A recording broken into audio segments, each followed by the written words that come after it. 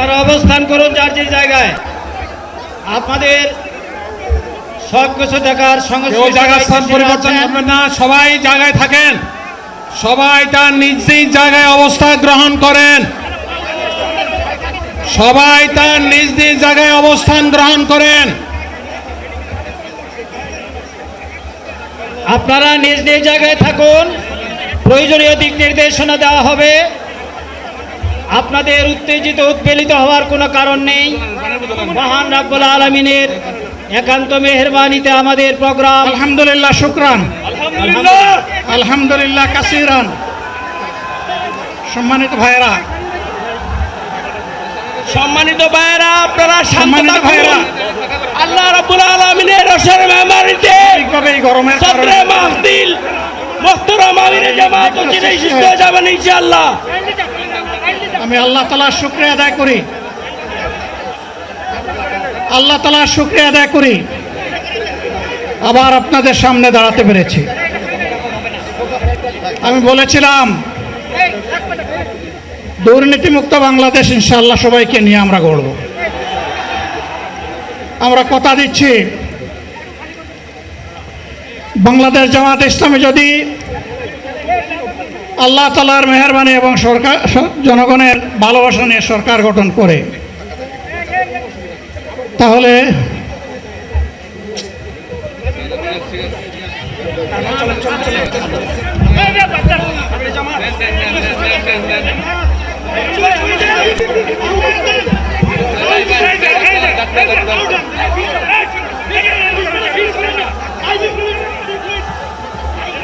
আপনারা নিজ নিজ জায়গায় অবস্থান করুন। আমাদের স্বেচ্ছাসেবকগণ আছেন, সংশ্লিষ্ট বিভাগের দায়িত্বশীলরা আছেন, তারা প্রয়োজনীয় ব্যবস্থা নেবেন। কারো মাইকের সামনে আসার দরকার নেই।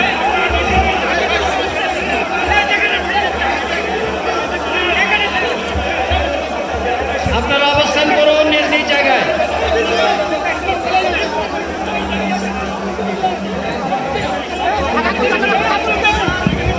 সবাই মেহেরবানি করে শান্ত হয়ে বসুন, শান্ত হয়ে বসুন, শান্ত হয়ে বসুন।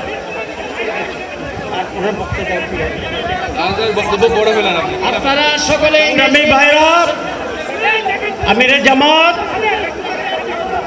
একটুখানি অসুস্থ হয়েছেন গরমের কারণে হয়েছেন, কিন্তু উনি বারবারই চেষ্টা করছিলেন বক্তব্য দেওয়ার জন্যে।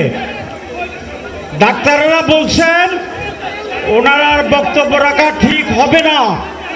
ওনার যে বক্তৃতা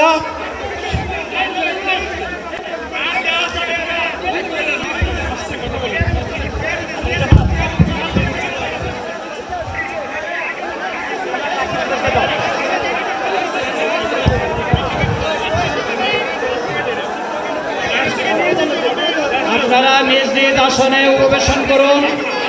সংগঠনের দায়িত্বশীলগণ প্রয়োজনীয় দিক নির্দেশনা দিবেন। আপনাদেরকে নিজ নিজ জায়গায় অবস্থান করার জন্য অনুরোধ করা হচ্ছে।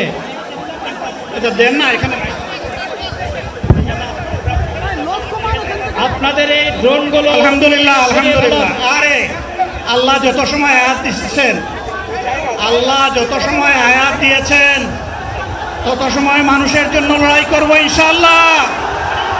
এ লড়াই বন্ধ হবে না।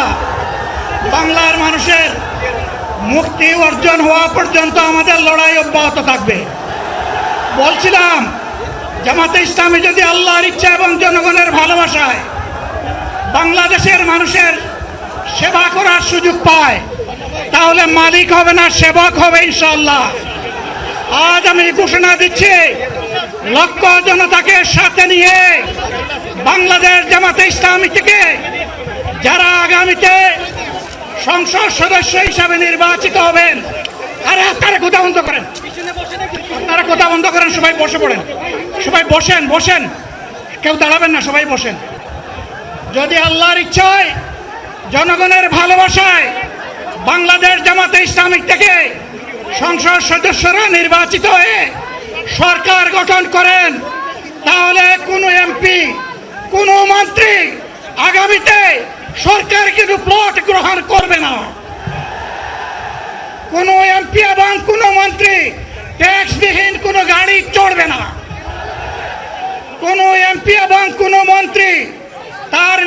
মধ্যে কোনো টাকা চালাচালি করবে না।